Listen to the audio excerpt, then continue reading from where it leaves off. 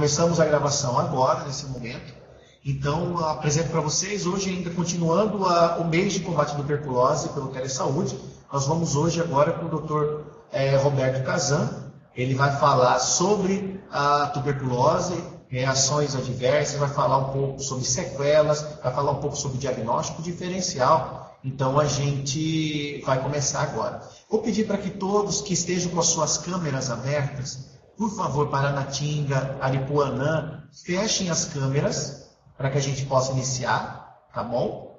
Então, encerre as suas câmeras e aí a gente já vai iniciar. Vou fechar a minha câmera aqui também. Será o seguinte, todos vão inserir as perguntas após a aula e aqui em cima, onde eu estou apontando, que vai ser o nosso bate-papo, ok? Então, sem mais delongas, vamos iniciar a apresentação com vocês, então, professor Roberto Kazan. Boa tarde, muito obrigado por vocês estarem me ouvindo.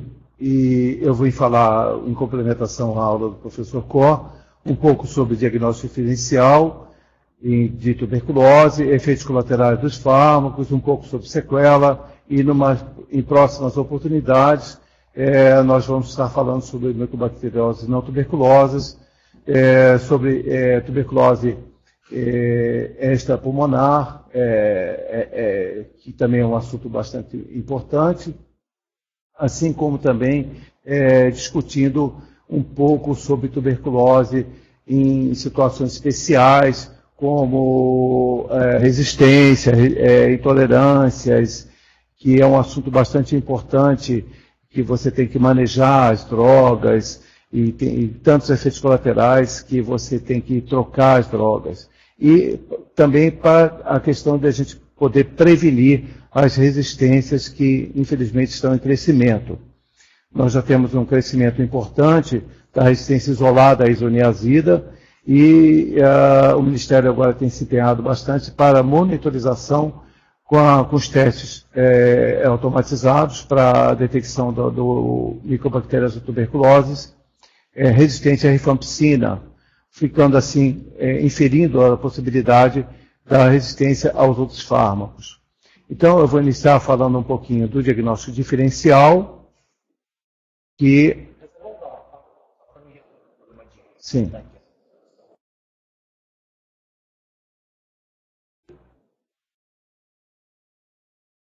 Só um minutinho, eu vou resolver um problema.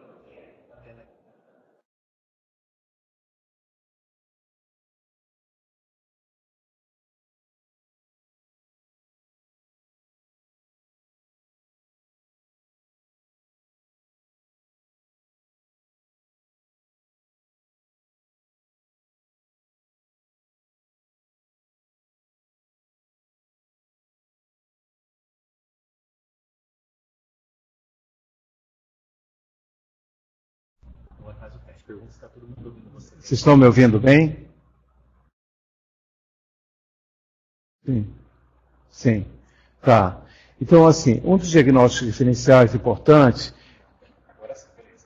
um dos diagnósticos diferenciais importantes, apesar de ter toda uma epidemiologia, um contexto temporal totalmente diverso, é a gripe grave, porque eu já tive a oportunidade de ver no pronto-socorro o paciente chegar muito grave, em insuficiência respiratória, com um quadro dessa dimensão, e nós confundirmos isso com tuberculose miliar.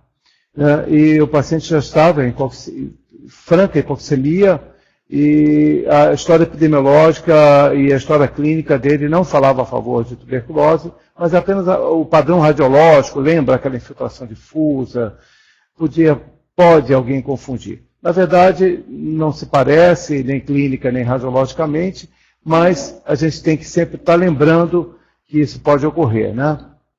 Um outro diagnóstico diferencial importante por infiltração, dispneia, que ocorre de maneira pontual em algumas regiões do nosso estado, é a hantavirose. Os pacientes vêm de regiões endêmicas, onde tem o vetor, né, onde tem o ratinho, o Bolombus, né, e normalmente eles chegam muito dispneicos, com extravasamento de líquido de transudato, principalmente de exudato, principalmente nos pulmões.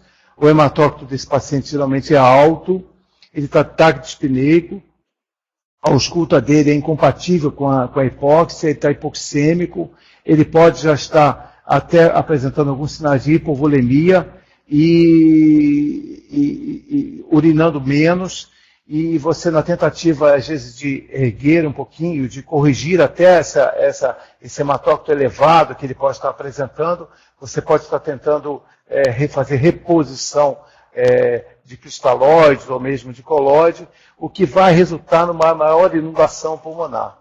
E, para o diagnóstico diferencial, o mais importante é que, na chegada, o hematócrito dele está elevado, ele tem uma hipoxemia, e ele veio de alguma região que ocorre casos de ocorrência de casos de hantavirose, a epidemiologia é muito importante, e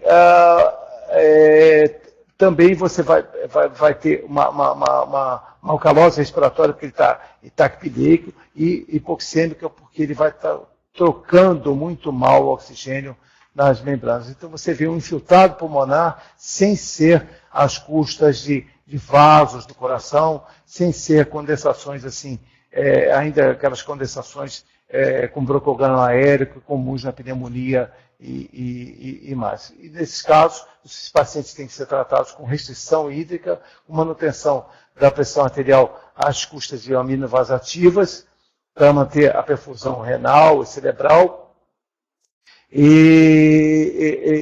até que diminua esse extravasamento pulmonar. Na verdade, o tratamento principal é suspeitado o diagnóstico. Um outro diagnóstico diferencial importante que a gente não pode esquecer são as neoplasias. Toda lesão em ápice, aqui é o famoso tumor de Pancoast, né? Se a gente está vendo aqui que é um tumor de ápice pulmonar, você vê que ele é heterogêneo, ele corrói a primeira costela, essa incidência radiológica aqui, é aquela famosa incidência apicolordótica, que as mulheres da corte, quando iam fazer radiografias, devido àqueles espartilhos, todas aquelas cinturinhas finas, elas ficavam com uma posição jogada para trás, né? Então, em consonância com aquela figura, eles criaram essa posição apicolordótica, que é a incidência do raio, tira a clavícula da frente e você pode ver com maior precisão o ápice pulmonar, né? Na verdade, isso aqui lembra uma pneumonia, lembra tuberculose, o paciente está perdendo peso, às vezes ele tem alguma síndrome compressiva sobre a veia cava superior, às vezes ele tem uma síndrome compressiva sobre o plexo braquial, às vezes ele tem algum linfonodo já duro, não móvel, aderido, com superfície irregular no ápice da cervical ou supraclavicular, já denunciando que isso é uma neoplasia. E nem sempre esse paciente tem um fator de risco elevado, como o tabagismo crônico. Então, esse é o famoso tumor de Pancoast. Esse outro diagnóstico diferencial, desculpem a qualidade da radiografia, da imagem, é uma tumoração, um grande tumor escavado, já vai com metástase contralateral para outro mediastino, uma superfície irregular. Lembra, às vezes, um abscesso pulmonar, mas ele falta o nível líquido para abscesso.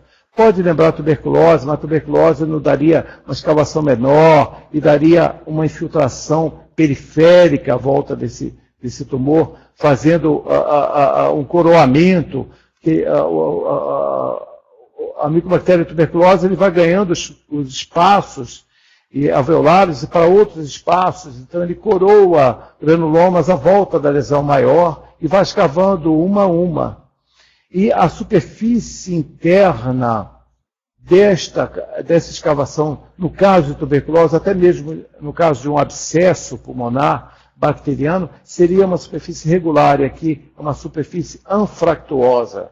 E aqui você vê que são nódulos infiltrativos, né, aderidos. Você vê que tem, inclusive, infiltração da parede torácica e da pleura parietal. Quer dizer, um caso já bem avançado de tumor, infelizmente, um diagnóstico já bem tardio. Agora eu vou falando de um caso de neoplasia pulmonar bem mais difícil de ocorrer, que é o carcinoma de células alveolares, ou cells, que não ocorre exatamente, necessariamente em quem é em fumante.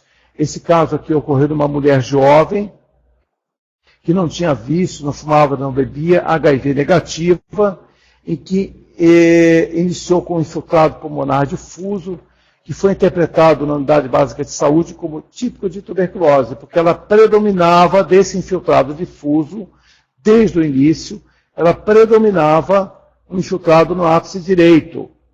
E esse predomínio apical lembrava a característica da tuberculose de reinfecção exógena. Porém, a evolução dela com o tratamento da tuberculose foi piora progressiva da dispneia, tosse seca, expectoração mucoide espessa e hipoxemia. Ela, quando chegou na unidade de saúde, lá no Sermac, que não resolvia, eu, a princípio, até pensei na possibilidade de ser pneumociste girovese, ou pneumocistose, não sei, um caso de HIV. O esposo tinha, talvez, podia ter trazido, né, o HIV para ela, ou coisa que valha. O HIV foi negativo e eu obtive, uns 2 ou 3 dias depois, um resultado de uma citologia oncótica colhida no Hospital Universitário de Lumíria, que veio positivo para células neoplásicas, mas ela veio a falecer. É um tumor, a neoplasia de células claras do pulmonar, pode ocorrer em homem ou mulher, em qualquer idade, e não tem relação com tabaco. E geralmente é muito grave e fatal. E ela tem essa característica, às vezes, de imitar infiltrados heterogêneos, que lembram tuberculose, ou imitar uma condensação lobar, que lembra a pneumonia, mas ela é persistente, e essa senhora realmente acabou por falecer. O outro diagnóstico diferencial, as perguntas são depois, né, colega? Certo. Olha, esse outro também é um caso de neoplasia metastática no pulmão, olha, pulmão todo tomado, né, e que chamaram para, como parecer, como se fosse tuberculose. Isso tudo na sala vermelha do Hospital Municipal do Pronto-Socorro de Cuiabá. Ele tinha linfonodos duros, superfície irregular, está dando eco, de superfície irregular. Oi? Vocês estão ouvindo o eco? Mais alguém está ouvindo o eco? Mirassol, Paranatinga? Não? Não, parou o eco. Tá. Hein, olha só.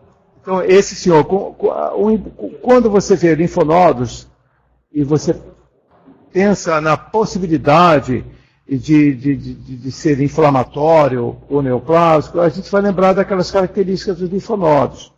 Aderência, se superfície irregular, a dureza, se está aderido, se tem dor, se tem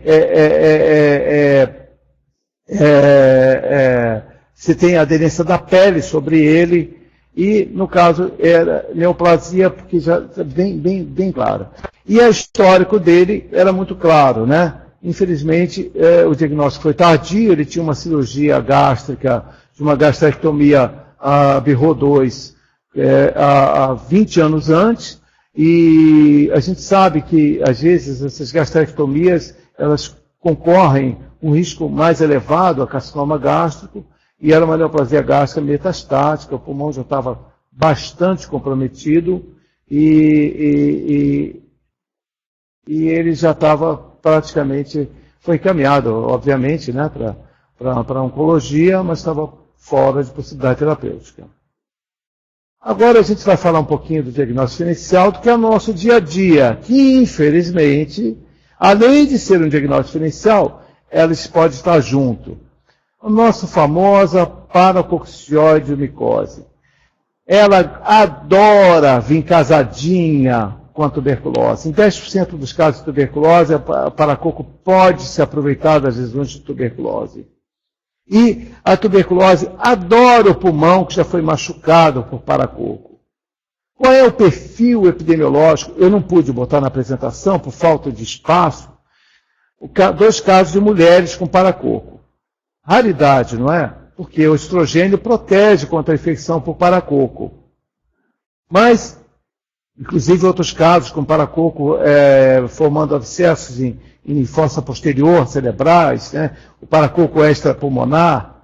Mas o nosso caso importante aqui é o diagnóstico diferencial da lesão pulmonar. Esse senhor aqui tratou em Cáceres como paracoco, como tuberculose ganglionar.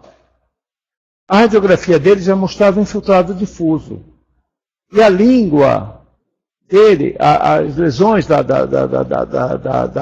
orais, já mostravam um aspecto moriforme. Lembrando, não essa amora nossa roxinha, uma amora com a granulação fina, que é comum até um aspecto, alguns tumores, algumas neoplasias, até mesmo outras infecções fúngicas, como histoplasmose, podem dar um aspecto assim, lembrando ser moriforme. Mas nesse caso, quando você tem um aspecto de linfonodos fistulizados, cicatriciais, ainda inflamados, vocês notem aqui que ainda estão muito inflamados, mais infiltrados pulmonares associados, se impõe a possibilidade de ter paracoco. O que você tem que fazer é raspar isso aqui e no exame a fresco, com coloração em potássio a 20% para descolorir, e com uma coloração azul de Gibbs, Wright, isso o laboratório, qualquer laboratório faz, e os bioquímicos do interior fazem até bem feitos, porque eles veem mais casos de paracoco que os da capital, eles são mais treinados, eles acabam por identificar. E, às vezes, você evita de se fazer biópsia de faringe, de laringe, né? Porque o paracoco também ele tem uma predileção por via aérea superior. E é importante também radiografar todo caso que você vê uma lesão de mucosa oral suspeita ou cutânea, suspeita de paracoco ou nasal, de paracoco. Porque isso pode também ter comprometimento pulmonar concomitante, é comum, assim como se tiver uma extensão de comprometimento muito grande, você pode ter comprometimento de outros órgãos, como o suprarrenal, ossos, articulações e sistema nervoso central, maiormente a fossa posterior do cérebro. Mas, todo caso, mesmo que você tenha o diagnóstico de paracoco, insista na feitura da baciloscopia para pesquisa de bacilo álcool-ácido resistente, na cultura e no GeneXpert, porque a associação é muito forte.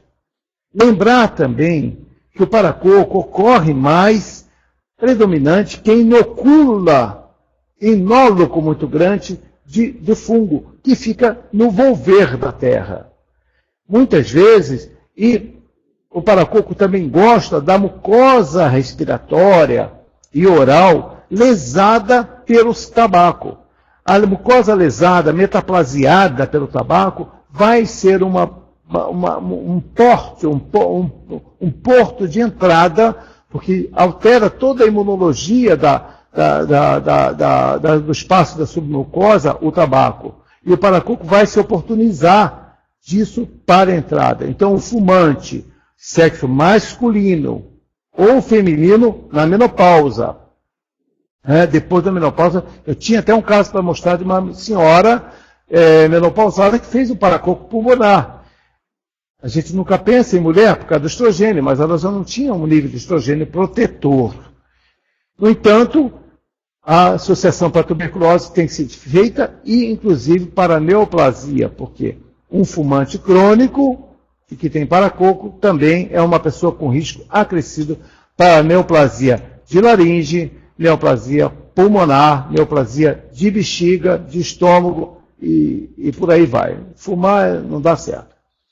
Aqui nós estamos vendo a associação, olha só. Isso aqui, ó.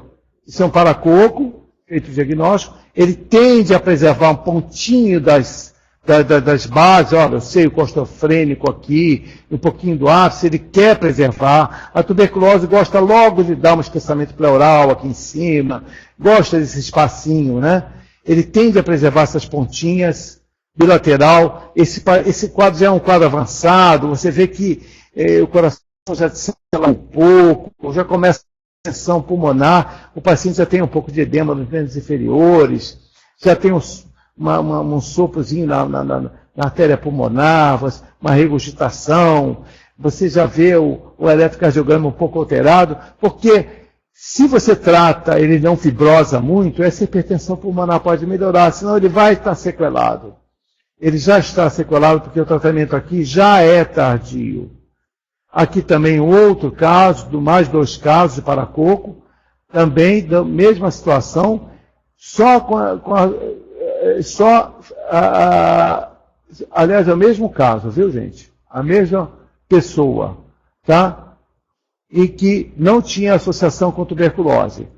Mas já não esqueça que a tuberculose gosta de se oportunizar. Né? Às vezes você trata um caso com baciloscopia positiva, ele negativa a baciloscopia e continua perdendo capacidade pulmonar, e você vai identificar depois, pesquisar, tem paracoco. Às vezes, você simplesmente vai olhar a boca dele e tem lesão na boca. Era o bastante para você ter suspeitado no início. Né? E um fumante, geralmente, homem e fumante. Um outro diagnóstico, infelizmente, muito prevalente em áreas de garimpo, em áreas de marmoaria, em áreas de exposição, e negligenciado. A saúde do trabalhador no nosso estado e no Brasil é negligenciada, são as pneumoconioses, que atingem o trabalhador. Isso aqui é pneumoconiose jovem, já com fibrose avançada, com insuficiência respiratória, com hipertensão pulmonar, com progressiva. O único remédio para isso é aguardar o momento oportuno para transplante de coração-pulmão, que não vai ocorrer 12 anos trabalhando em túneis de garimpo, descapacitado, a família passando fome, trabalho irregular e a maior mazela desse país, o emprego, o trabalho não oficializado. Esta é a maior mazela desse país, que resulta nisso. Porque as pessoas não se protegem, não têm equipamento de proteção. Olha o tanto de fibrose que tem esse pulmão. Porém, além de ser um diagnóstico diferencial de tuberculose, isso é um pulmão que adora fazer o quê, gente? O que o pulmão que alterou, que fibrosou, que teve toda essa alteração celular, de mudança celular, de metaplasia, de displasia, gosta. Pode também ocorrer neoplasia em cima dessas áreas. Mas lembrar também que a tuberculose adora o pulmão com pneumoconiose. Então, o pulmão com pneumoconiose que está piorando, ou ele está com uma hipertensão pulmonar muito descompensada, que você vai ter que cuidar, com todo o tratamento de hipertensão pulmonar preconizado, com todo o diagnóstico, capaz de ter uma sobrevida, porque você tratando, mesmo que esse pulmão está todo estourado, quando você trata a hipertensão pulmonar, ele tem uma sobrevida um pouco melhor e protege ele contra das infecções respiratórias, de repetição, do tabaco, e naturalmente tenta ver se ele consegue ao menos o LOAS. De novo. Então, voltando a falar de paracoco, esses são 2 casos de paracoco, esse da direita já cursando com sinais clínicos, esse paciente, como que chegou o diagnóstico de paracoco, né? Muitos desses pacientes já têm lesão na boca, né, de aspecto granulomatoso, moriforme, infiltrando na boca, na mucosa jugal, na língua, no palato, na orofaringe, ou até mesmo no laringe. E esse infiltrado pulmonar concomitante. Então, quando você aprecia esse aspecto na mucosa oral, você já tem uma facilidade maior em fazer a suspeita de que se trata de paracoco. Faz-se-á sempre o diagnóstico diferencial com tuberculose, com outras doenças fúngicas, e sempre com pesquisa direta de fungo, sempre com a cultura para BAR e a pesquisa direta e a cultura para BAR. Se tiver acesso ao GeneXpert para a tuberculose, que o faça, porque a tuberculose pode imitar qualquer patologia e ser imitada também por outras patologias. E, além do mais, a tuberculose pode estar associada à parococcidioidomicose.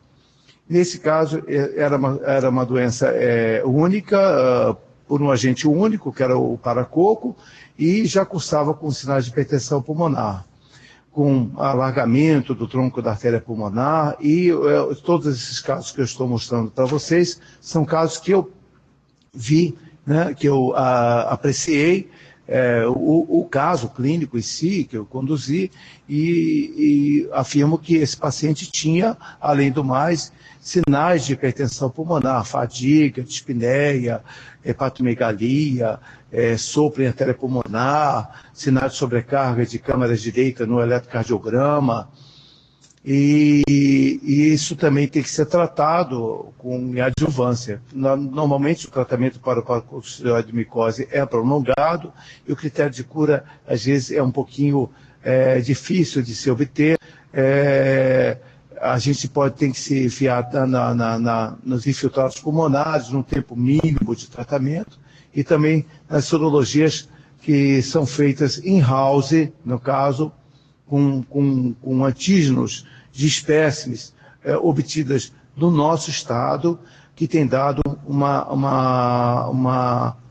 um resultado muito melhor do que os antígenos usados para aquela eletroforese dupla em gel, que se faz fora do estado, porque os nossos paracoco cultivados aqui no estado, no Hospital Universitário Júlio Miller, eles têm, no serviço da professora Rosane Han, né, eles têm uma especificidade maior para as espécies, as subespécies que correm aqui dentro do estado.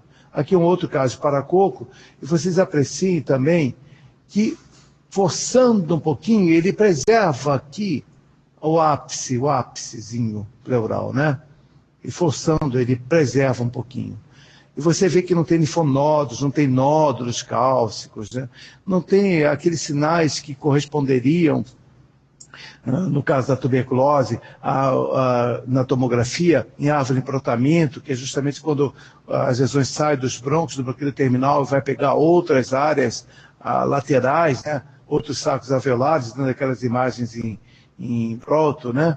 E isso o paracoco não faz, mas ele vai infiltrando e depois fibrosando, né? Fibrosando e destruindo áreas vasculares, fazendo distúrbios não só de circulação pulmonar, como também ventilatórios. Bom, um outro diagnóstico importante ainda, que eu volto a falar, eu já tinha falado, mas eu acho que tinha muito eco, são as pneumoconioses. São doenças ocupacionais, as patologias ocupacionais todas, sem exceção, são negligenciáveis, e as pneumopatias ocupacionais são negligenciáveis em quase a sua totalidade. A grande maioria dos trabalhadores, por exemplo, de garimpo, são trabalhadores informais, trabalham sem proteção, e quando eles se dão conta que estão tossindo seco, estão dispneicos, já incapazes de trabalhar, jovens ainda, a maior parte com 30, 40, no máximo 50 anos, já incapacitados, eles já não têm mais como reverter o quadro ou paralisar a fibrose pulmonar. Isso são 2 casos de pneumoconiose, de pacientes egressos do garimpo, que trabalharam em garimpos de Poconé, naqueles túneis que eles ficam cavando a pedra e inalando aquele pó o tempo inteiro, né? E isso acaba sendo fagocitado pelos fagócitos alveolares e acabam incorporando na matriz e ocorrendo fibrose, porque ele não consegue eliminar, e vai causando hipertensão pulmonar e insuficiência respiratória progressiva, a despeito de ele ter parado a exposição. E a característica principal são essas fibroses irregulares, né? Parecendo uma nata jogada irregular. Você está vendo aqui? Bem irregular, nos ápices, indo até a pleura e destruindo o parênquima. Você não vê, a coisa não começa pelo alvéolo, né? Começa mais para cima um pouquinho. E isso vai alterando, vai causando dispneia progressiva, tosse seca, sinais de hipertensão pulmonar. O paciente também pode ter aqueles sinais de insuficiência cardíaca direita também, né? Como fio grande, ascite, edema nas pernas. E quando ele chega a esse ponto, o tratamento da hipertensão pulmonar pode melhorar um pouco a qualidade de vida, mas o resultado final é o transplante de coração-pulmão. E o grande problema dessa patologia é que nós não temos noção da magnitude no nosso meio, porque não é uma notificação obrigatória, não é uma vigilância obrigatória. E lembrar também que não só as pneumoconioses são uma porta de entrada para a tuberculose, como também a modificação desses epitélios e fibrose também são uma porta de entrada para neoplasias pulmonares decorrentes dessas alterações induzidas pelo próprio depósito de fibrose, metaplasia e todas as suas consequências. Então, a tuberculose também torna-se, então, uma oportunista para os casos de pneumoconioses. Aqui, um outro caso de pneumoconiose grave, esse rapazinho aqui, isso aqui era uma mulher, tá? Olha aqui, ó. Olha aqui. Jovem, olha aqui. Trabalhava também na área, olha a fibrose. O diagnóstico diferencial é tuberculose, mas a evolução era crônica, o raio-x vinha só piorando mês a mês, isso aqui vai evoluindo para fibrose, até acabar. Um pouquinho, deixa eu voltar aqui. Isso aqui é pneumocistose. Esse caso aqui é pneumocistose. Uma mulher jovem, deixa eu lembrar o nome dela. Falei uma grande besteira para vocês. Tá? Infiltração. Sim, é uma pneumocistose numa mulher jovem, tá?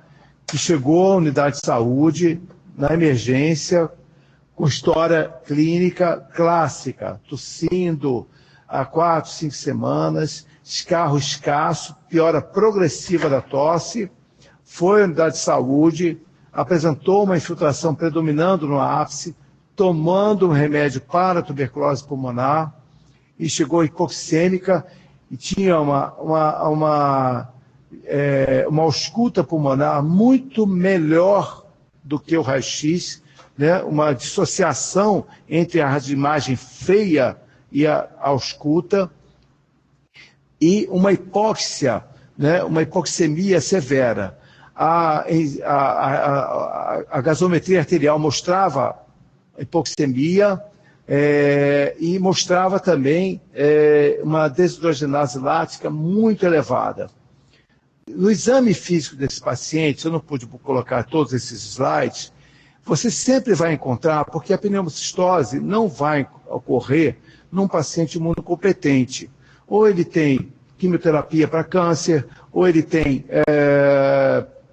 HIV/AIDS, ou ele tem diabetes muito avançado, ou ele usa corticoide em altas doses, ou ele está usando imunobiológico para controle de artrite reumatoide ou qualquer outra patologia autoimune. E você vai encontrar alguns sinais, ou histórico. No caso de HIV/AIDS, que a pneumociste girovese, ele predomina, a grande incidência dele atual, predomina em pacientes portadores de HIV/AIDS, às vezes até que não sabiam, às vezes é o diagnóstico inaugural, ele não sabia, essa paciente, por exemplo, não sabia que tinha. E ela não chega a ter o diagnóstico de HIV, mas no exame físico, no histórico, a pessoa tinha alguns sinais de comprometimento pelo HIV, se esse era o caso. Por exemplo, pele seca, coceira excessiva, a picada de inseto, o prurigo, né, o estrófilo, né, lesões de prurigo, tinhas de unha, micoses nas unhas mais avultuosas, no caso da mulher, vaginoses de repetição, que não cura, subentrantes, infecções às vezes bacterianas de repetição prévias, ou diarreias, às vezes alguns sintomas referentes ao sistema nervoso central, quando você questiona, principalmente relativos à cognição, esse paciente, porque se ele tem pneumocistose, ele chegou ao CD4 a menos de 200. Então o HIV conviveu no organismo desse indivíduo muito tempo e conviveu no espaço subcortical. Então você vai ter certamente alguma alteração que não é tardia, é precoce, a gente pode não identificar, que é os distúrbios de cognição ligados ao HIV. Então ela vai ter esquecimento, distúrbios da emotividade, e coisas perda do raciocínio lógico. E nos nervos periféricos, às vezes, alguns sinais, sintomas de neuropatias periféricas, insidiosas, incipientes. Fora monilha oral, leucoplasia pilosa na língua, uma anemia, uma discreta anemia, ou moderada, uma perda de peso, ou diarreias. O que importa é que a gente pode corroborar. E os prontos-socorros, atualmente, estão realizando o teste rápido para HIV, porque vai ajudar, no caso, para você corroborar com a hipótese diagnóstica de pneumociste girovese nesses casos, juntamente com DLH alto, com a hipóxia, com a hipoxemia e com a história não muito longa, porque tuberculose, para chegar a esse ponto, ela tem uma história um pouquinho mais do que 3 semanas, 4 semanas, já é um pouco mais prolongada, para você fazer o diagnóstico diferencial.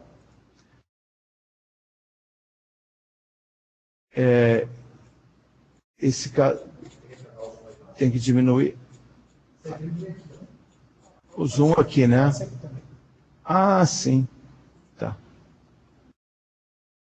Esse é um outro caso de uma pessoa com mais idade um pouco, com escoliose, e que chegou com esse padrão parecendo meio que nodular, mas você vê que é uma inflamação do bronquilo terminal e o alvéolo se estufa. Por isso que dá esse aspecto que lembra cisto, né? O pneumociste carine, né? O girovese, como se chama atualmente, lembra esse aspecto. No finalzinho, a inflamação do bronquilo alveolar, do bronquilo terminal, acaba resultando numa hiperinsuflação desse alvéolo. Então fica como se ele fosse cístico. Então, justamente, essa área da troca gasosa está comprometida. Por isso, e o ar pode chegar até o bronquíolo, até o final. Por isso também que às vezes você ainda está escutando o murmurio, não está extremamente diminuído, mas o paciente não está trocando.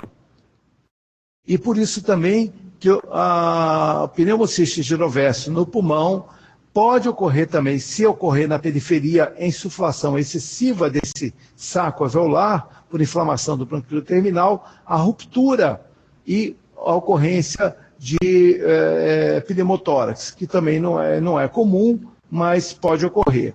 O que lembra a pneumociste girovese?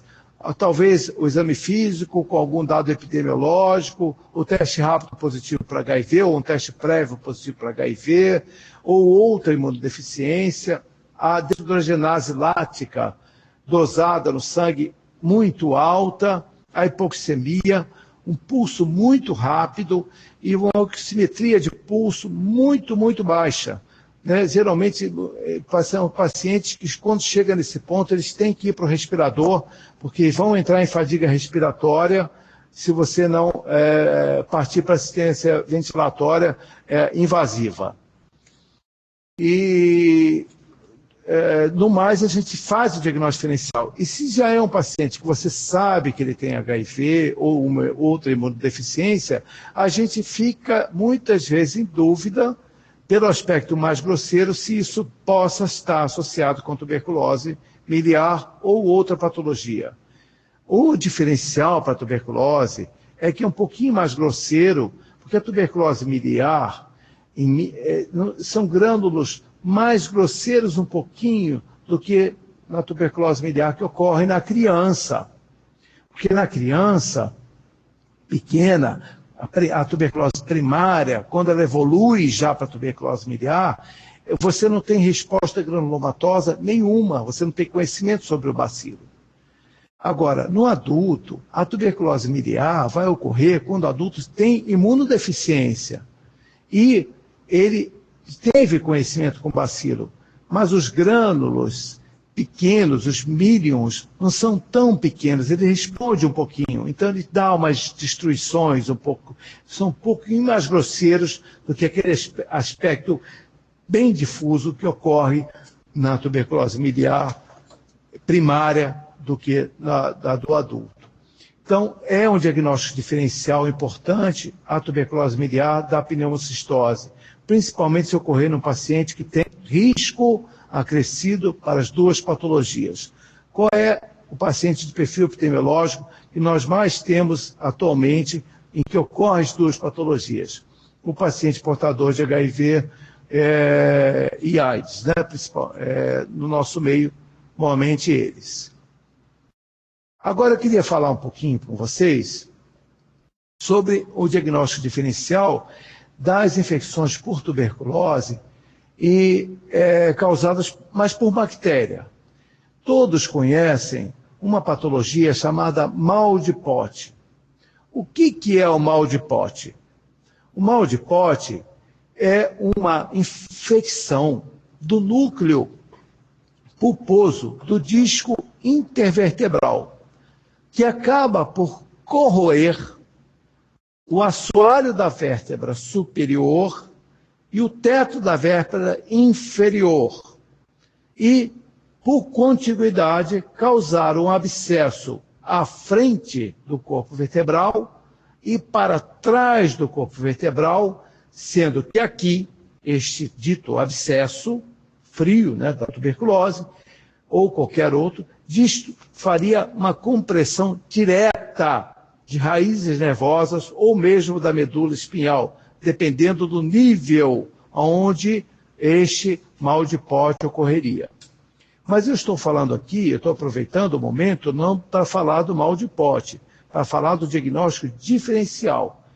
E um caso ilustrativo foi uma professora que chegou para mim com um quadro de miosites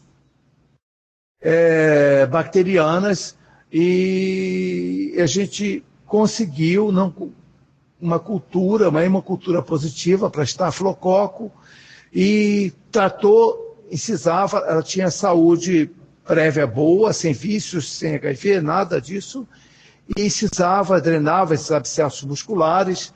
A patologia de abscessos musculares por estafilococos múltiplos metastáticos, nós chamamos de miosite tropical, né? A famosa miosite tropical. E eu não achava onde era o foco primário. Depois ela veio fazer um abscesso no músculo psoas-ilíaco, teve que sofrer uma intervenção cirúrgica extraperitoneal, mas para drenar o psoas-ilíaco. Isso aqui é só um dos focos na coxa dela. E, posteriormente, na insistência da pesquisa do foco, o foco primário dela foi uma discite, no caso era bacteriana e não micobacteriana. Porque quando a gente olha uma discite, a gente sempre pensa correndo entre um disco e outro, destruindo vértebra para cima e para trás, a gente se remete à tuberculose. É claro que doença boa é doença diagnosticada. Germe bom é germe que apareceu no microscópio, ou por cultura, ou por bacterioscopia direta. Então, né, fatalmente, a gente tem que tentar identificar, porque isso também, até mesmo lesões neoplásicas, podem causar, imitar o mal de Pote. Mas ele não é, uma ocorrência rara no nosso meio. Né? Na oportunidade de a gente falar sobre tuberculose extrapulmonar, eu tenho uma série de casos de tuberculose de disco intervertebral causando lesões da coluna. Outra causa pulmonar importante de lesões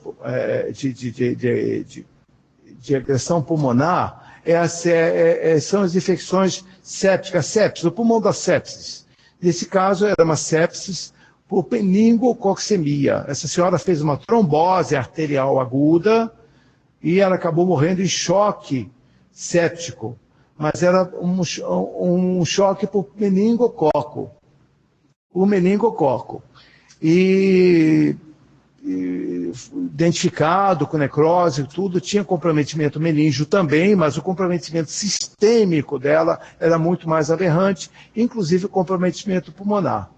Às vezes, nós deparamos com pacientes, principalmente a gente que faz assim, hospital geral e tudo, e eu atendo lá no pronto-socorro municipal, e a gente é chamado para ver quadros infiltrativos pulmonares, cheios de lesões pulmonares, mais decorrentes da sepsemia ou mesmo bacteriana. Aqui, nesse caso, eu tinha derrame pleural, tinha infiltrados, mas eram êmbolos sépticos, né?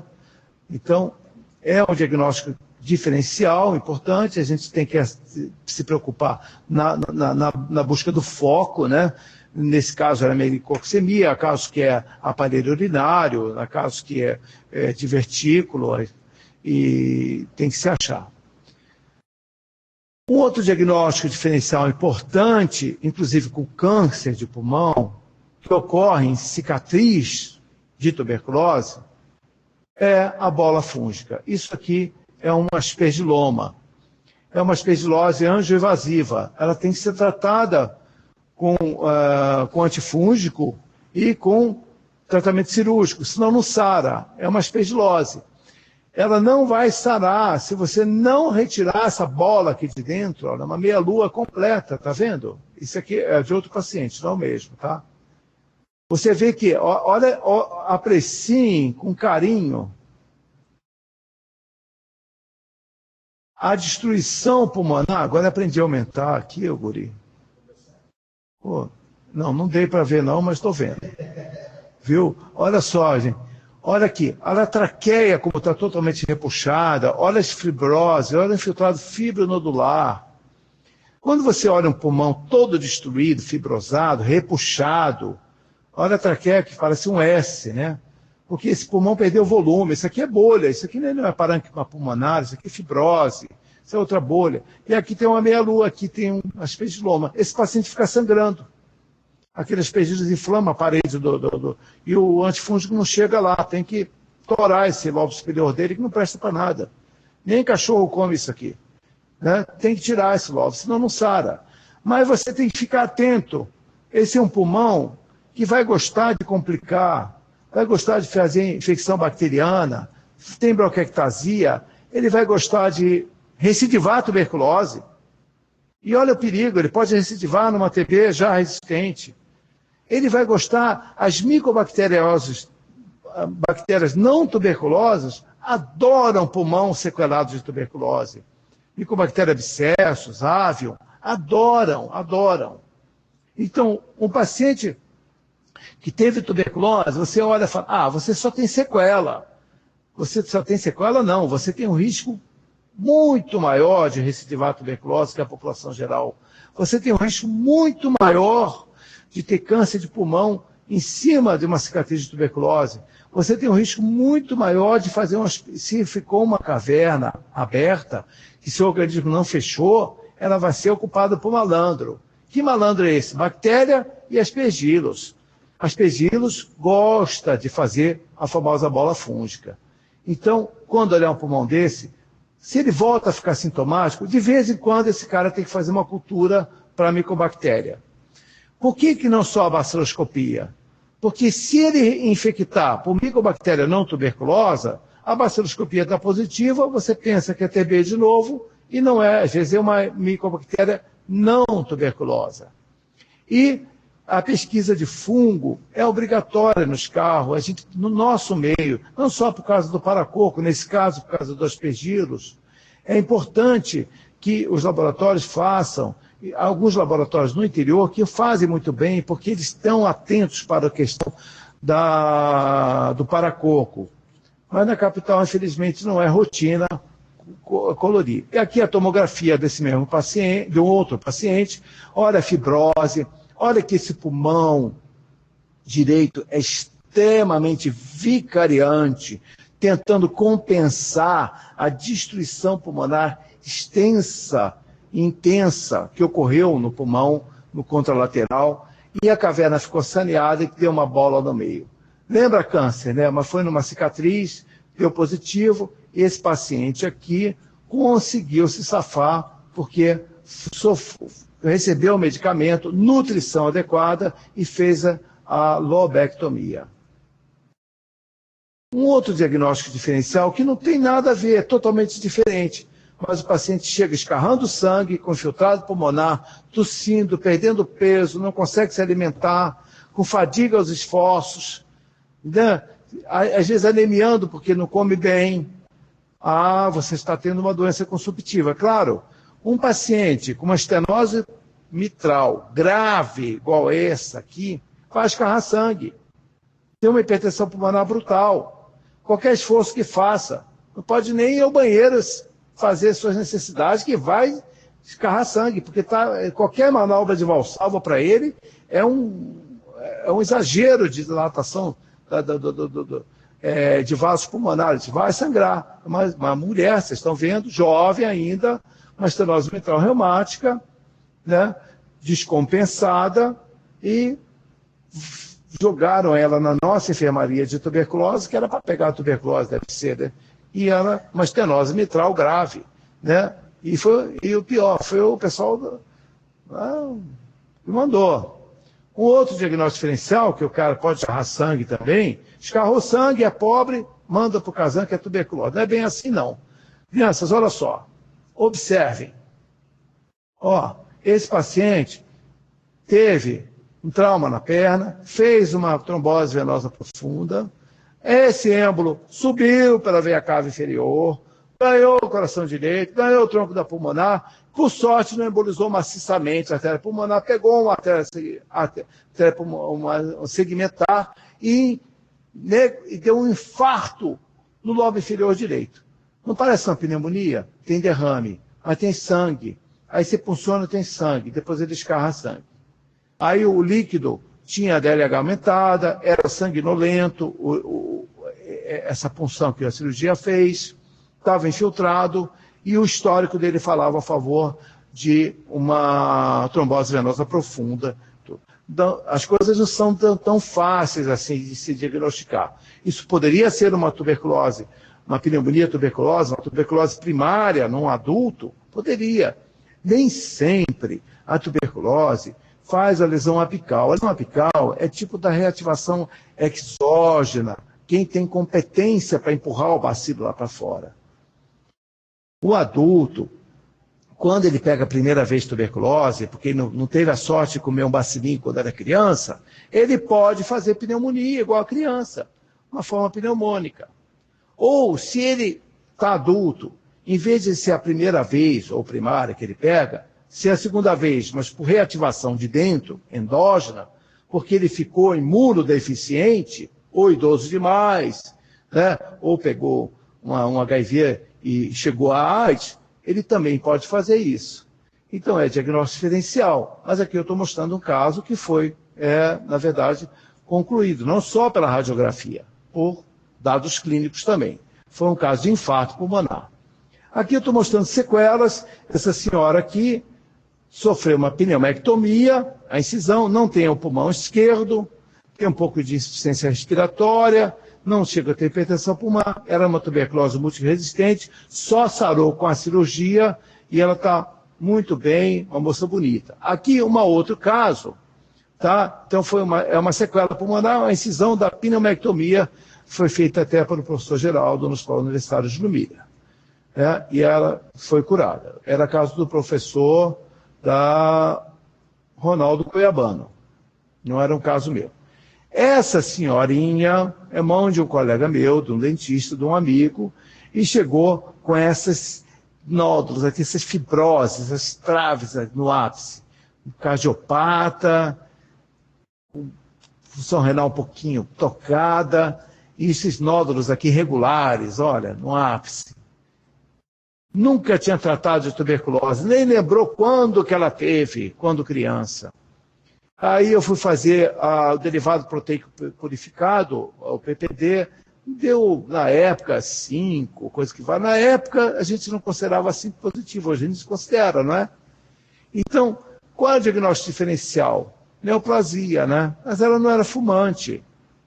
Eu considerei o histórico e considerei isso aqui como o quê? Tuberculose latente. Indiquei o tratamento com isoniazida, 300 mg por dia, mais 50 mg por dia de piridoxina cloridrato para evitar a neuropatia periférica durante 6 meses, para tratar a tuberculose latente. E, nesse caso, não há necessidade de você fazer o exame de escala de controle, porque ela não tem escala, não está ativa. Não há indicação para exame de comunicante, a não ser que você busque uma fonte possível, né? Ou alguém sintomático. Mas é um caso realmente, não é bem uma sequela, mas nós consideramos isso como tuberculose latente, porque ela não tratou.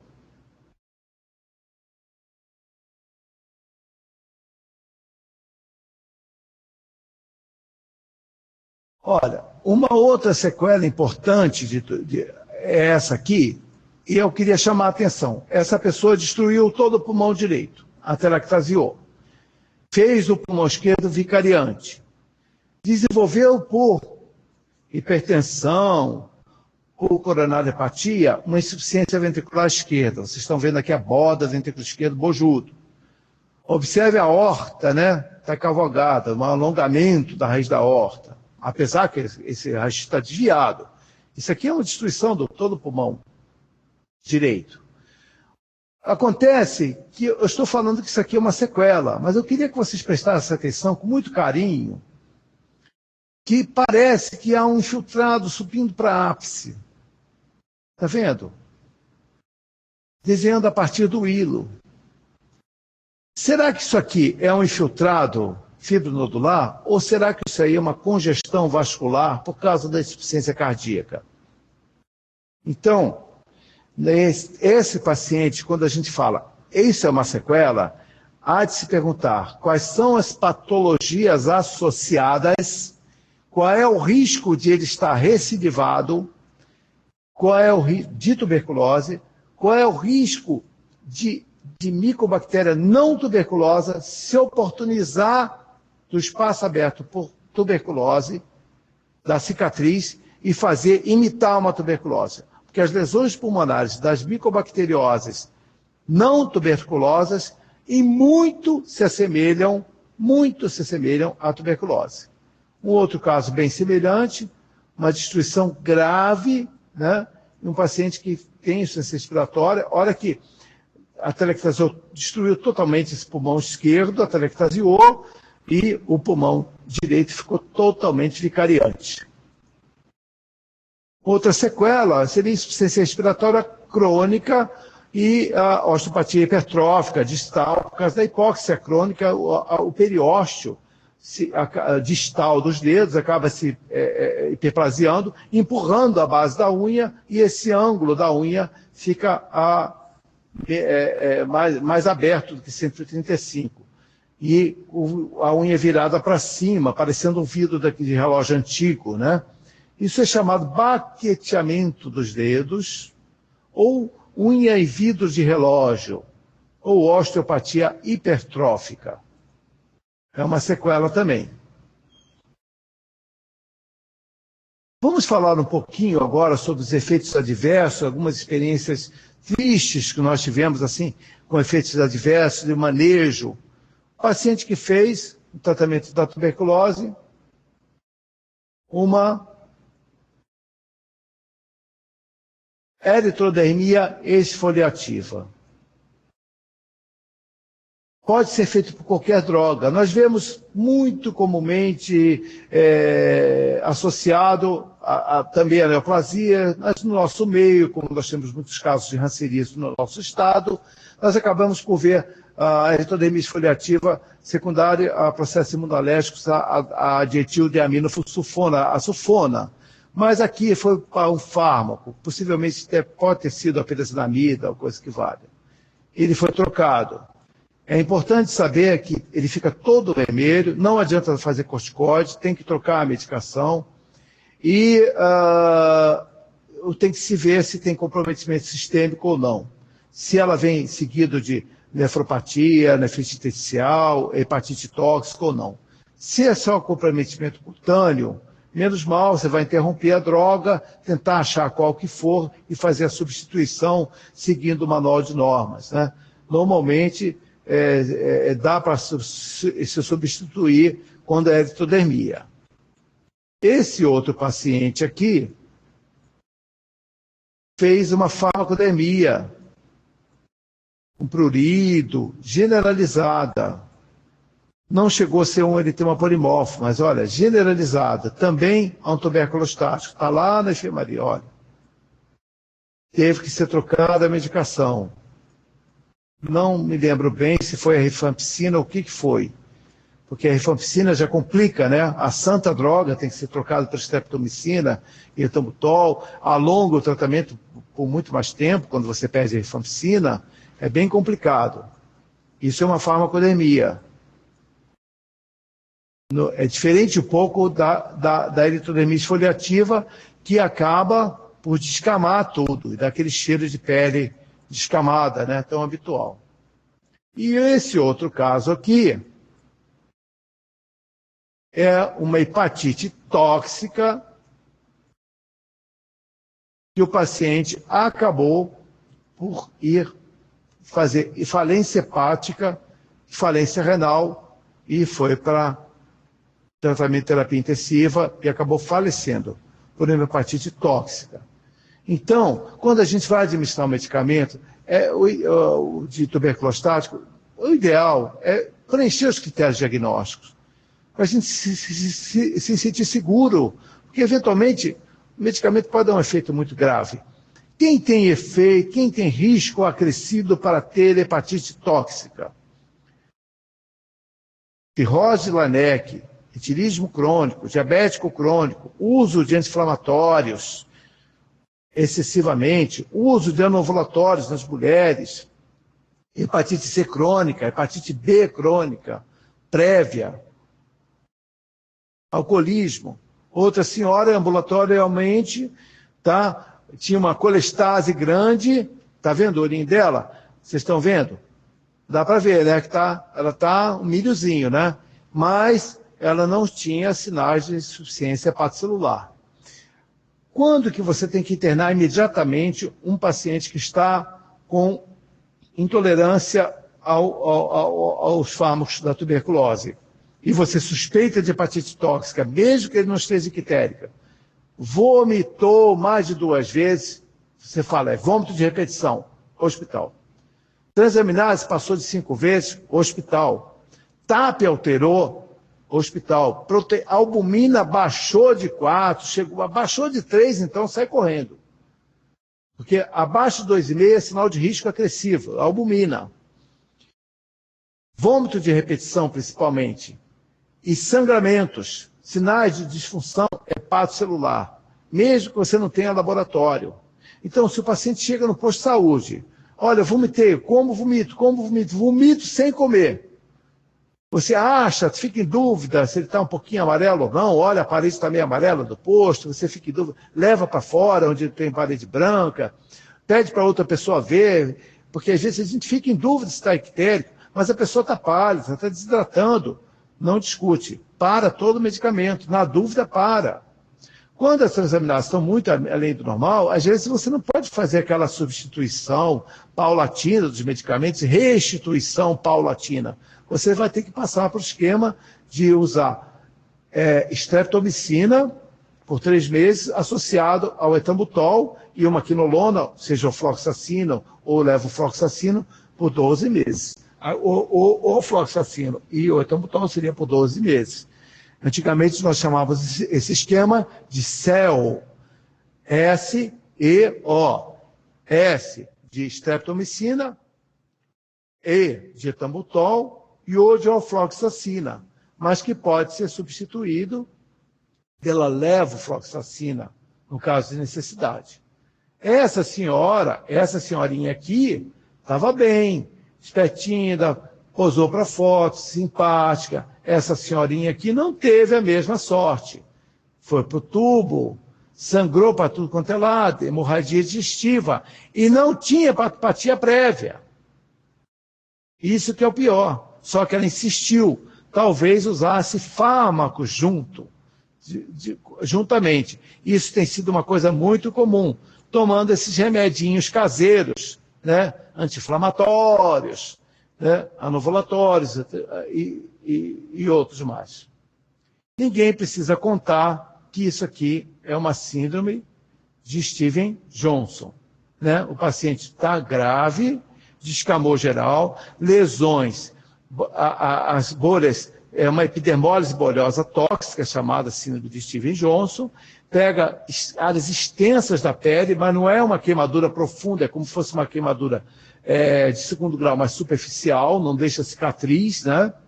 Mas da bolha pode se infectar facilmente por pseudomonas, e uma característica muito importante da síndrome de Steven Johnson é que ela é abrupta, é rápida, é a lesão de todas as mucosas periorificiais, olho, conjuntiva, nasal, uretra, vaginal, anal, ouvido também pega, não é mucosa, mas também pega ouvido, e o paciente precisa ter alimentação, reposição e proteção dessa pele, dessas mucosas, para não ter uma sepsis, normalmente por pseudomonas aeruginosa, que gosta muito dessas peles totalmente descamadas. Aqui, um outro efeito colateral importante dos fármacos, que são as reações imunes, que além da hepatite tóxica, olha só, aumentou o volume da perna, fez uma trombose venosa profunda, fez hepatite tóxica com colestase, vocês estão vendo a colúria, e estão vendo que a pessoa está ictérica, vocês estão vendo também, apreciem a gravidade do caso. Olha o tanto de petequia que ela tem. Então, insufusão, insuficiência hepatocelular avançada, olha, sufusão, petequias. Então, ela tem, esse sangramento já passa a ser difuso. Insuficiência hepatocelular aguda e engraçado, em vez de sangra por um lado e trombosa pelo outro, né? Então, é um quadro difuso, inflamatório, imune, cursando com hepatite e de modo até inesperado, inusitado, fazendo trombose venosa profunda do outro lado, pela inflamação endovascular, né, pela endotelite, relacionada também à reação imune. Esse caso foi a rifampicina. O paciente faleceu, insuficiência hepática. Outro caso, também a gente tem que falar, vamos falar uma coisa, lembrar que a gestação também favorece os efeitos adversos. Essa senhora que estava no puerpério imediato, né, logo depois que delivrou, fez uma hepatite tóxica, acompanhada de nefrite pela rifampicina. Esse aqui é o desenho da hepatomegalia, ela já está bem melhor, está sorridente, está vendo? Ela chegou lá caquética, de tanto vomitar. E desidratada, elevações de escórias, hematúria microscópica, proteinúria, e foi interrompida a rifampicina, hidratação, reposição volêmica, foi instituída o tratamento com streptomicina, etambutol e ofloxacino, e ela respondeu bem à reposição, ao tratamento de manutenção, e pôde acabar seu tratamento de tuberculose muito bem, e ficou bem. Mas lembrar também que o puerpério, o final da gestação, há sempre um agravamento da tuberculose da doença e dos efeitos colaterais. Aqui, eu vou aumentar um pouquinho para vocês verem o fígado dela. Aqui, ó. Olha aqui. Isso aqui é o palpeito. Vocês acreditem, tá? Tá vendo aqui que ela tá com uma estriazinha, ainda tá um pouquinho gordinha, por causa que ganhou neném, né? Não faz muito tempo. Mas, ó, uma senhora super simpática que tá bem agora, mas ela tava mal pra caramba. Então, ela não tava muito sorridente depois, não. Aqui é uma púrpura anafilactoide de Renox online. Também é feita adversa ao medicamento. Foi tuberculostático. Qual é o problema? É a púrpura que não é depressível. A púrpura não sofre vitropressão, né? Mas por que isso chama atenção? Essas lesõezinhas aqui, que são pequenas, não dão muito problema e tal.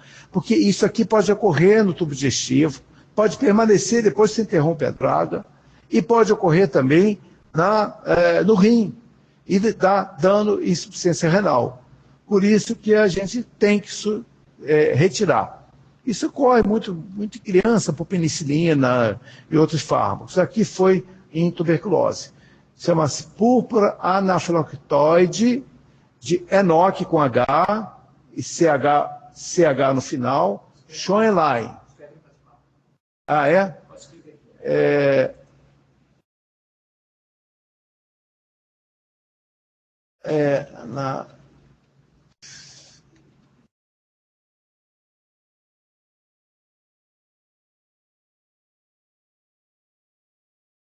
Se eu escrever errado, vocês me corrigem, tá, gente? Eu não sei esse nome de Schoenlein. Eu acho que é assim, tá? Schoenlein.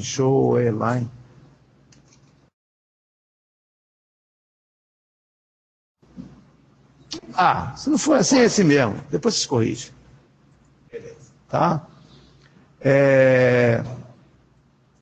E aqui, um outro caso de uma hepatite tóxica que também não teve a mesma sorte que a outra.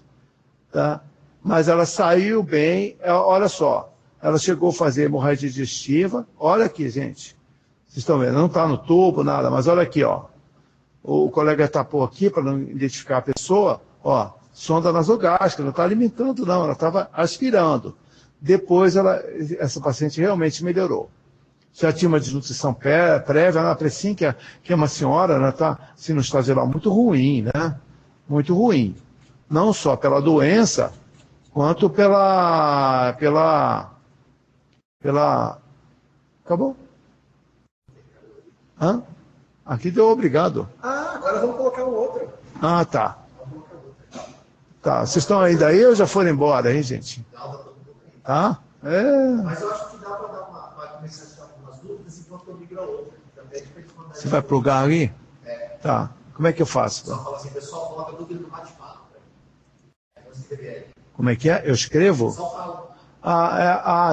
É para vocês escreverem as dúvidas no bate-papo. Enquanto eu vou trocar a apresentação.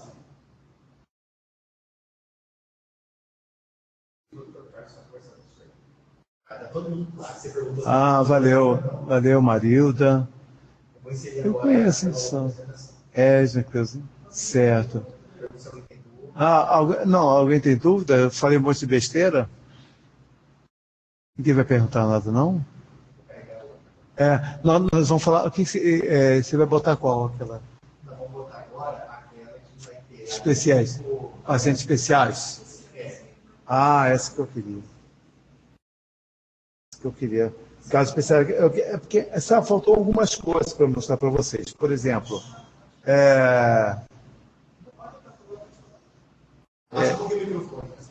não vou, não. Pode falar. Não, eles estão escutando? Não. Posso falar? A apresentação vai?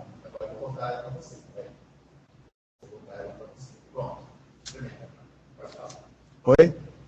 Tá. Sim. Tem que passar, né? Olha só. Eu vou prosseguir um pouquinho, tudo bem para vocês? Cássio está aqui, apesar de tudo. Por que, José? Cássio estava com problema e conseguiu conectar. Pensei que estão zangados comigo. Gente, olha só. Então, assim, eu tinha que mostrar um bocado de HIV. Esse paciente aqui fez uma tuberculose miliar com comprometimento hepático, com vasculite, com esclerite. Não é uma coisa comum a gente ver. A gente pode ver esclerite isolado em tuberculose, mas não assim, num quadro difuso. Ele tinha uma tuberculose miliar, quer dizer, tinha o pulmão todo tomado, hepatomegalia, esplenomegalia, linfonodos aumentados, caquético, sem se alimentar, hipotenso, urinando pouco, anorético, ictérico. E fez, no evento do diagnóstico da doença sistêmica, se chegou à conclusão que era uma pessoa que tinha HIV. Aí foi enviado, veio de Barra do Garça, não sei de onde, foi lá para... Enfim, tratou, nós fomos tratando ele para tuberculose, ele não tolerou no início a rifampicina e os fármacos, ele fez muita icterícia, piorou o dano hepático, teve que ser retirado, depois pôde voltar e fez essa lesão ocular interessante, que é uma manifestação que a gente não vê normalmente. E tinha lesão cutânea também, que vasculites. Essa é uma situação. Essa situação aqui é o habitual que a gente pode esperar, às vezes, no paciente que tem tuberculose disseminada, miliar, você entra com tuberculostático já associado aos antirretrovirais. Muitos antirretrovirais são incompatíveis, isso eu estou falando de situações especiais, com os tuberculostáticos. Por exemplo, todos os antirretrovirais que usam ritonavir na sua fórmula são incompatíveis com rifampicina. E o Ministério da Saúde já disponibiliza o uso da rifabutina para... O que você perguntou? Doutor, você falou que considera a reação à medicação 2 episódios ou entendi errado. Olha, eu estou falando que eu considero um sinal de alerta. Se o paciente vomitar mais de 2 vezes, vomitou 3 vezes seguida, vômito alimentar e vômito não alimentar espontâneo, o paciente não consegue comer, fica atento, pode ser hepatite tóxica. É isso que eu quis falar. Então, ficar atento, porque você lembre muito bem, seu ERSBG. É o escritório do Barra do Garça. Ah, é? Pessoal do Barra do Garça. Quem que é? Provavelmente foi a... Não sei se o Adoro foi a Edna Mateus, sim. É uma das... Ah, é? Das meninas? Não, eu tenho muitos amigos lá. Entendeu? Ah, entendeu? Muito obrigado. Ah, Dora, valeu. Você entendeu, né? É igual a dengue, Dora. Se você vê um paciente com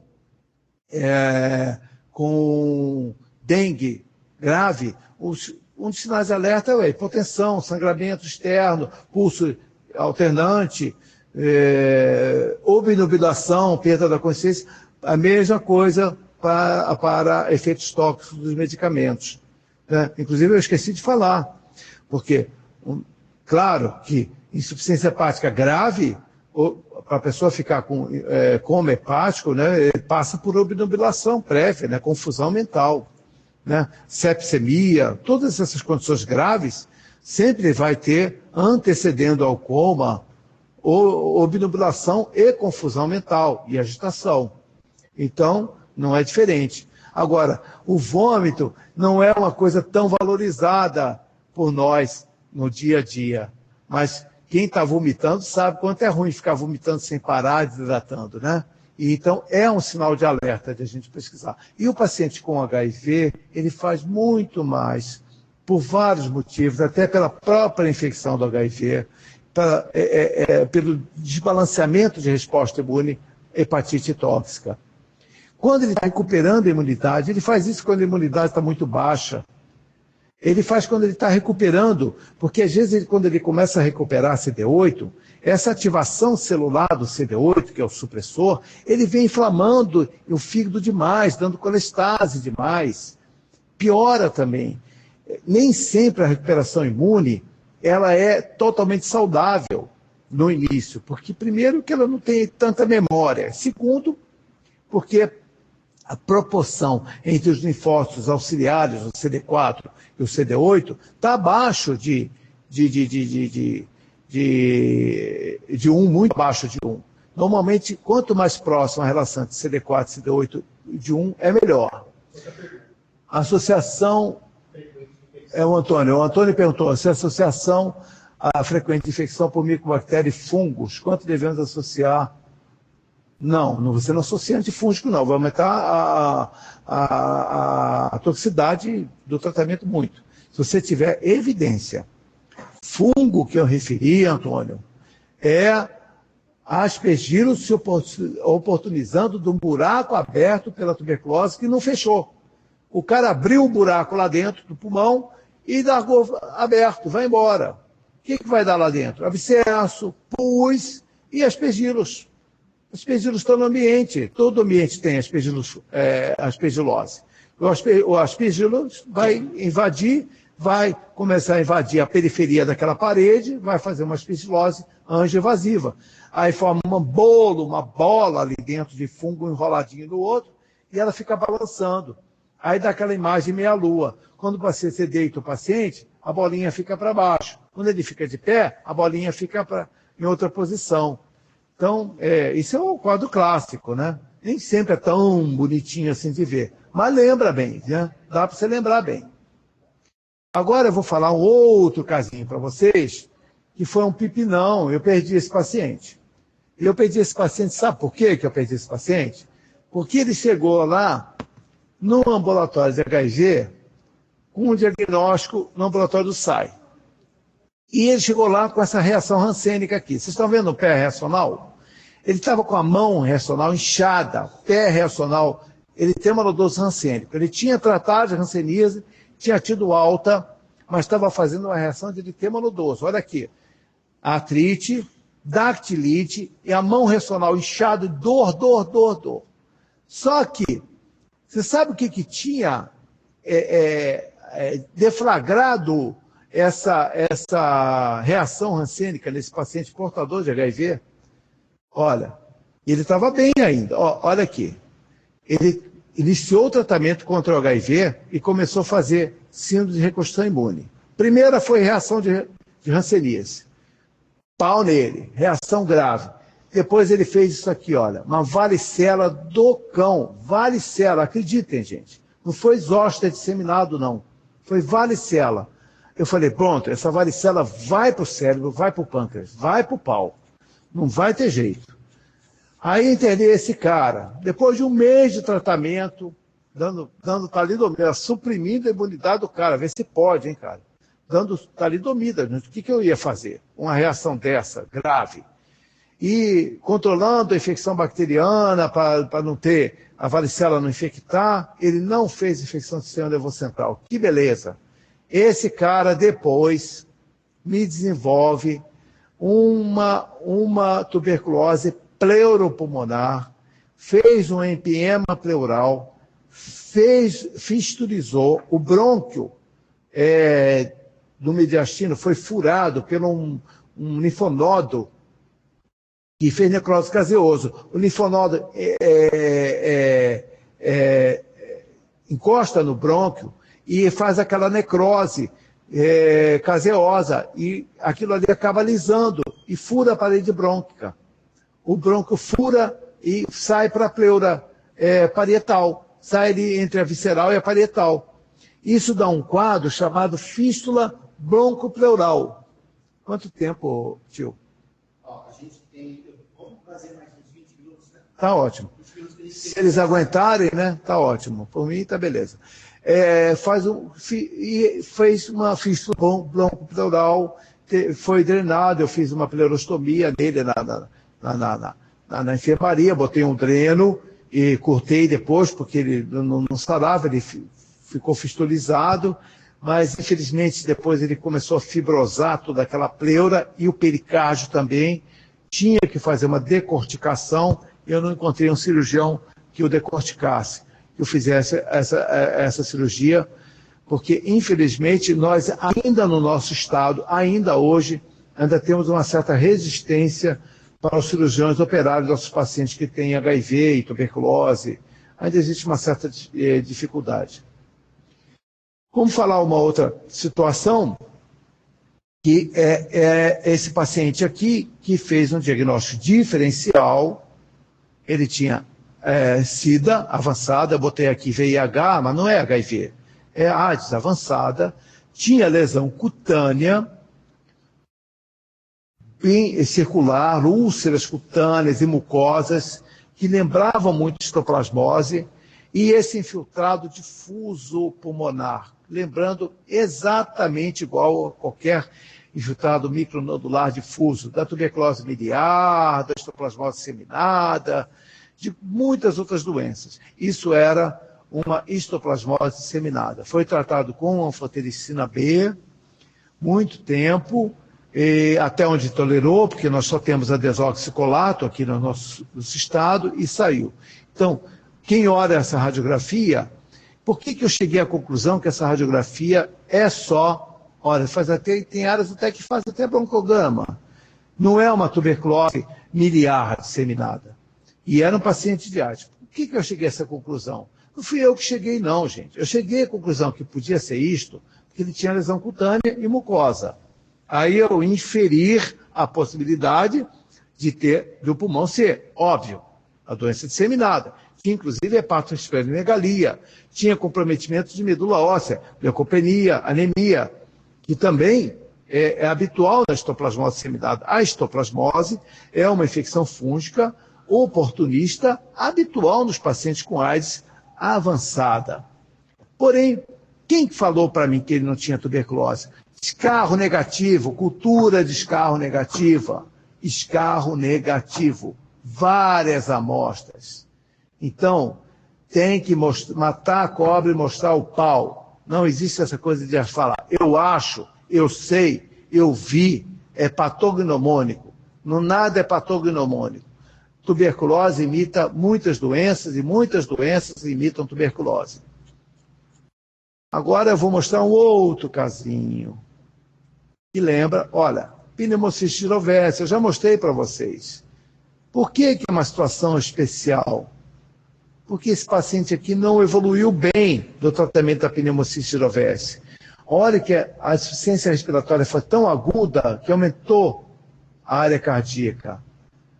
Na verdade, esse paciente tinha associação com tuberculose miliar.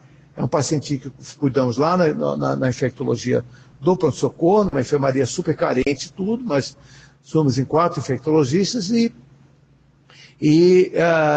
o tratamento se resultou também. E ele tinha uma efusão pericárdica e que foi drenada posteriormente. Saiu, não sei como, mas saiu. Esse paciente era aquela histoplasmose do slide anterior, a lesão cutânea. Doença disseminada, tinha na mucosa também, várias úlceras pequenas, ulceradas, com borda um pouquinho elevado, o centro necrótico.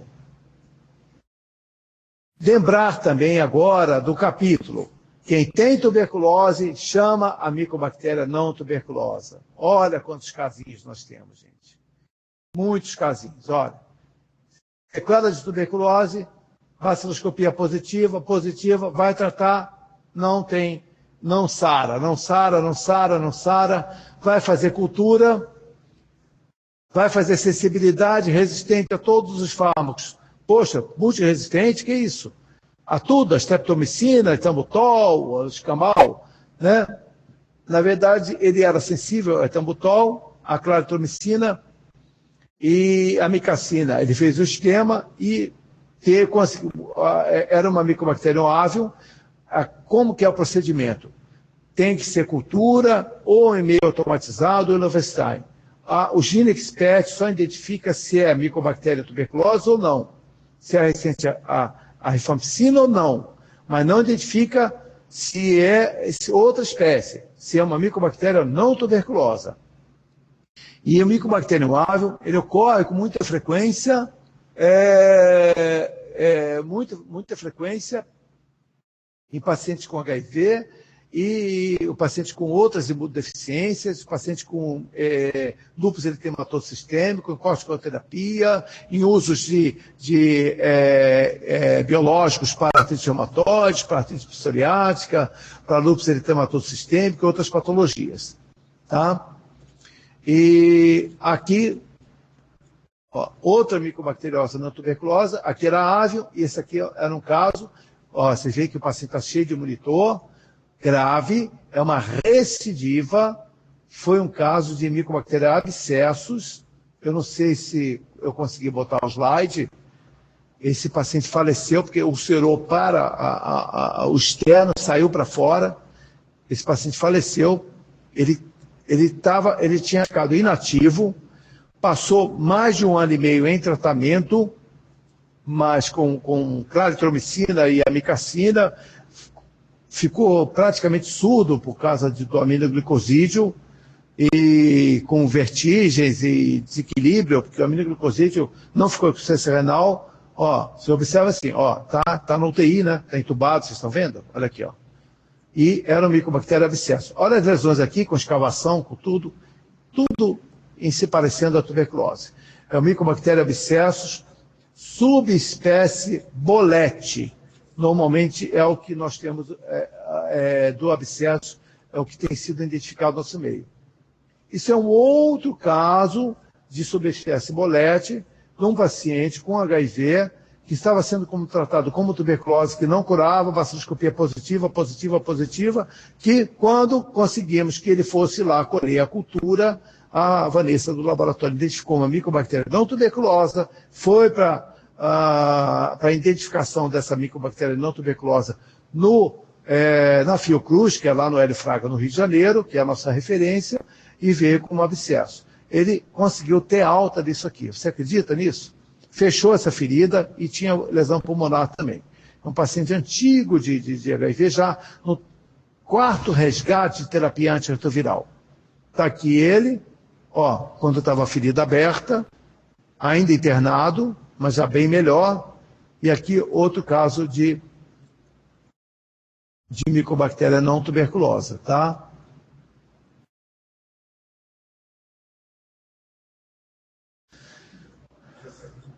Tá tudo certo. Agora, aqui um outro caso de micobactéria não tuberculosa. Você botou mais coisas na UTB? Tem quantas ainda, você sabe? Só para calcular o tempo. Não, beleza, só para ver. Ó, aqui, ó, um probleminha, que esse paciente aqui, ele não tem a fotografia dele de frente, né? Ele tem cicatrizes hipocrômicas de hanseníase de morfotuberculose reacional.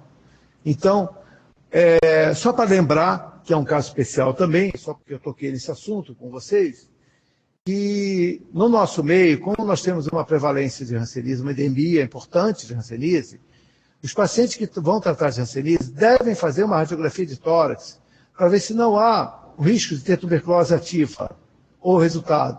Por quê? Porque se tiver tuberculose ativa, você tratar ele com uma vez a cada 28 dias com uma dose única de rifampicina, essa tuberculose vai vir resistente à rifampicina. E você vai transformar uma tuberculose sensível numa tuberculose multiresistente. Então, só para lembrar, esse era um outro caso de uma micobacteriose não tuberculosa. Esse caso era um caso de avium. Esse caso era um avium. Ele tinha tido hanseníase. Ele teve 3 episódios de tuberculose. É um paciente de uma cidade interior. Não vou falar, alguém pode ter, da qual cidade pode identificar. Ele não acreditou no colega do interior, um paciente que já segue, então, uma insuficiência respiratória brutal, é avium, dele é avium, né? E ele não acreditou que o colega do interior estava tratando ele como tuberculose, porque tinha dado positivo, ele não acreditou no laboratório, não, menosprezou, né, a clínica e tudo mais. No 3º tratamento, eu cheguei a tratar ele na Unic em 2001, depois ele tratou, depois desse 3º tratamento de tuberculose, 3º, ele veio recidivado com avium. E hoje não está curando, está totalmente incapaz para o trabalho, não consegue nem, fazer, está dependente de oxigênio. Hoje, ele está bem pior do que está aí. Hã? Não. Não. Não, rezar. Tratar a hipertensão pulmonar, melhorar. Gente, eu estou aberto para a gente conversar. Vocês podem, quem tiver ainda, não tiver cansado, até dar vista por aí. Isso. Fala, meu irmão. Vamos ver as perguntas então, né? Certo, mas não apareceu ninguém.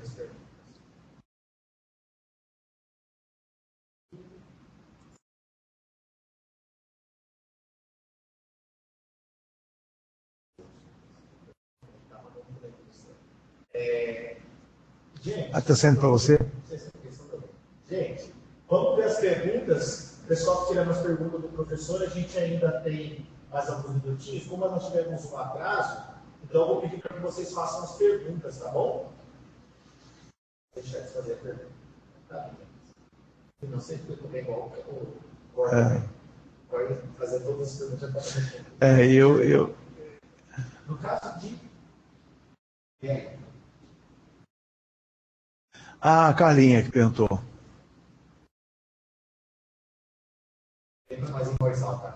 Ela perguntou assim, se fosse mulher em idade fértil, dependendo da gravidade, às vezes a gente certifica que a mulher não está grávida e deixa internada por 30 dias e acaba fazendo.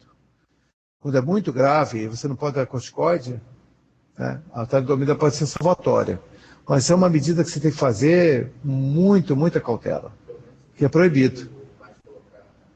Oi? Tem umas 3 que tem que fazer todas as medidas contraceptivas, né? Não, a pessoa é internada. Isso é em caso extremo, né? Mas eu tive uma oportunidade de usar a talidomida em jovem, muito grave, com um fenômeno de Lúcio, em hanseníase, em que a pessoa estava com necroses, áreas de necrose de pele extensas, progredindo, com xingoide já, infecção, já há 30 dias com sonda nasoteral para nutrir. Eu fiz vários testes e mantive ela internada, até suspender a talidomida, mas não é confiável, porque é proibido, mas é perigoso. Salvatória. É isso, não tem... qual seria a conduta terapêutica? Corticoide mesmo, não tem jeito, Carlinha.